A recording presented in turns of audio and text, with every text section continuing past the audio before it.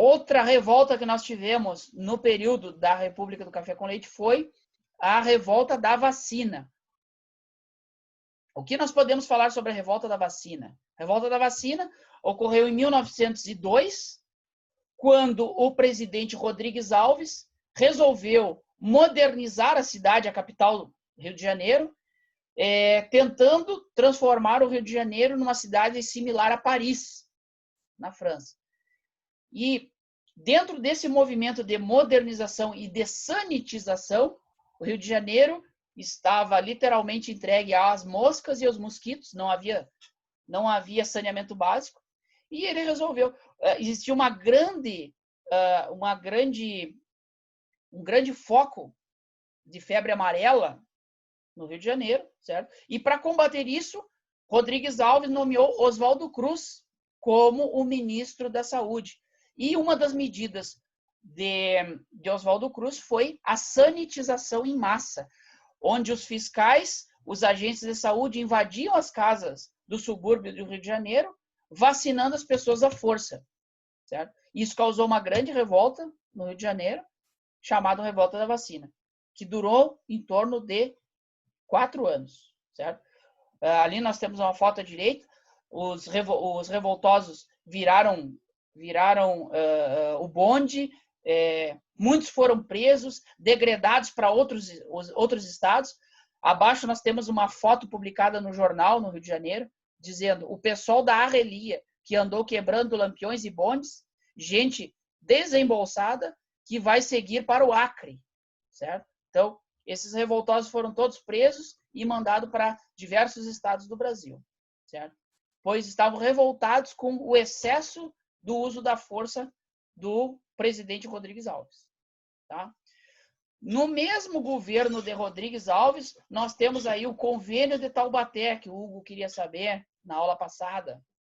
O que foi o Convênio de Taubaté? Foi uma política de valorização do café. Valorização do café. Em 1906, o café estava em baixa no mercado internacional e nós tínhamos uma série de concorrentes internacionais. E os nossos cafeicultores, que eram a base do poder político nacional, eles não poderiam perder dinheiro, né? Então, o Convênio de Taubaté era uma política de regulamentação de preços e uma política de garantia de valor. Então, o governo se comprometia a adquirir todo o excedente do café produzido no Brasil, certo? Por vezes, inclusive, até queimando sacas de café para manter o valor, certo? E mantendo assim o valor do café e o lucro dos cafeicultores, tá? Muito bem. Posteriormente, em 1910, nós tivemos Hermes da Fonseca, quebrando um pouco, em termos, a política do café com leite.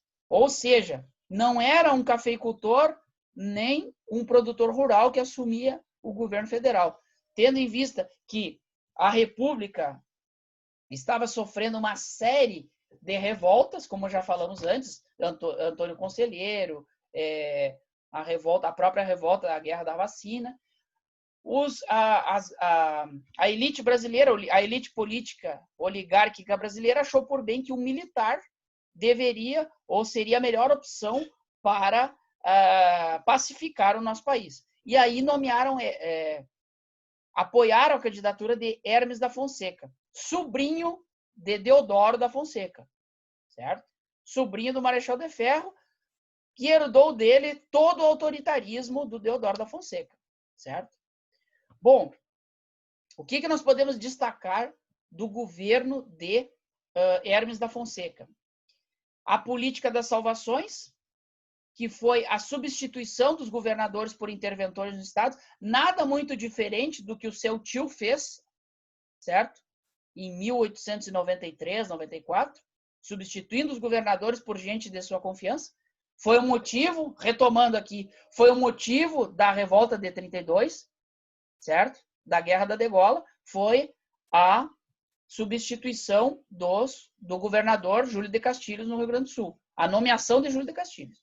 Bom, voltando para Hermes da Fonseca, tá? Ele governou praticamente em estado de sítio. E esse seu autoritarismo acabou fazendo com que diversas revoltas fossem promovidas em todo o país, certo? Nós tivemos a revolta do Padre Cícero, em 1913, no Ceará.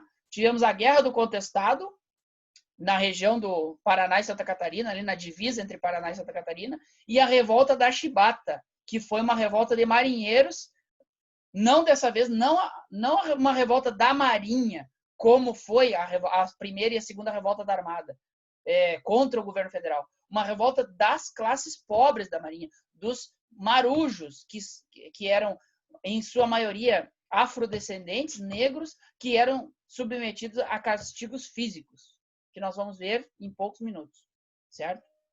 Bom, a revolta da Chibata, como eu estava dizendo, foi a primeira revolta que eclodiu durante o governo de Hermes da Fonseca. Ela foi basicamente um protesto dos marinheiros contra os castigos físicos, o excesso de trabalho que eles sofriam como marujos, certo?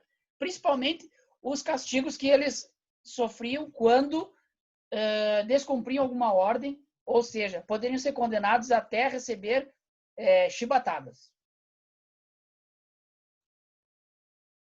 Além do que o salário deles era irrisório. O líder da revolta da Chibata era conhecido como João Cândido, era chamado de Almirante Negro, tá?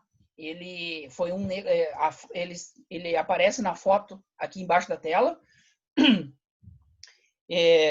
Ele foi um dos primeiros líderes a se revoltar contra os maus tratos dos soldados marinheiros, dos marujos, né?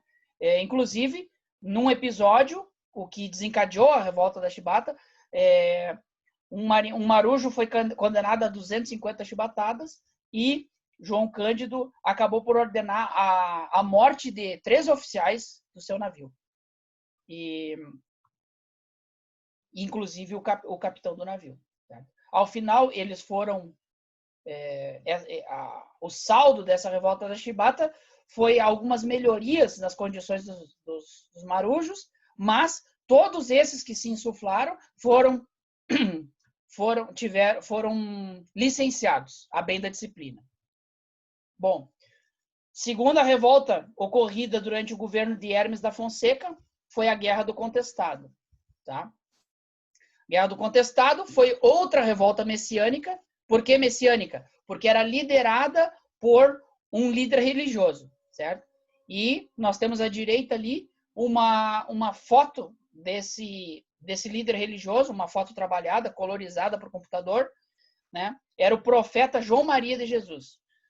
Inicialmente, antes de 1910, habitava aquela região o monge João Maria. E ele reuniu, assim como Antônio Conselheiro, reuniu uma série de seguidores.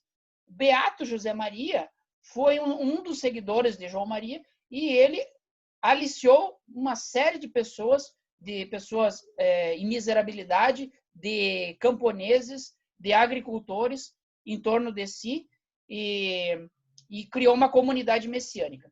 O grande problema que gerou o estopim da Guerra do Contestado foi... Por que Guerra do Contestado? Contestado era aquela região em roxo, ali no mapa, que pertence ali a Santa Catarina. Ela era uma região contestada entre Paraná e Santa Catarina, uma região de litígio.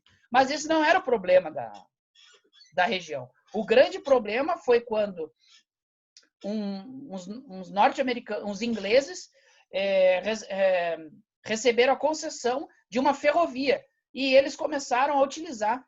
Receberam uma concessão de 20 anos de terras para abrir uma ferrovia, certo? A ferrovia São Paulo-Rio, certo? E essa ferrovia, ela acabava passando por terras de milhares de pessoas, certo? Então, aliado ao contexto de pobreza da região e autoritarismo do presidente Hermes da Fonseca, ainda havia a expropriação das terras, havia ainda a incidência, a ocorrência de pessoas de outros países, no caso ingleses, utilizando expropriando as terras das comunidades locais, certo? E isso fez com que aquela comunidade messiânica, liderada por José Maria, acabasse pegando em armas, e armas nós podemos entender como forcados, como enxadas, como pás, e algumas armas de fogo, lutando por muito tempo contra forças das polícias estaduais, forças do exército e os próprios milicianos contratados, jagunços contratados pelos fazendeiros. Ao final, nós tivemos em torno de mais de 300 pessoas mortas entre os fiéis de José Maria, e ao final, em 1916, essa questão foi pacificada, já não mais sob o governo de Hermes da Fonseca. Muito bem. E aí nós falamos na aula há 2 aulas atrás e repetimos na aula passada sobre o movimento tenentista, tá? O movimento tenentista, que é muito importante para a história do Brasil como um todo, tá? Foi esse movimento que gerou uma série de figuras importantes no Brasil, entre eles Luiz Carlos Prestes e o próprio Getúlio Vargas, que é fruto do movimento tenentista.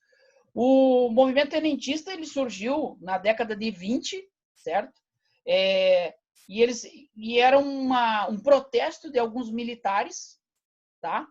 De alguns militares que estavam descontentes com a política do café com leite. A ideia dos tenentes, então, era acabar com a troca de favores entre governadores e oligarcas e retirar do comando do nosso país os cafeicultores e os latifundiários. Por quê? Porque eles não tinham interesse em promover não tinham interesse no bem público, e sim no seu bem econômico, no seu ganho econômico, certo? Bom, importante nós guardarmos, o movimento tenentista ele se divide em 3 fases, ou em 3 momentos. Começou com a revolta dos 18 do Forte, em Copacabana. Depois tivemos, em 1924, tivemos a Revolta Paulista, ou a Revolta de 24. E, finalmente, um ano depois, tivemos a Coluna Prestes, que durou de 1925 a 1927.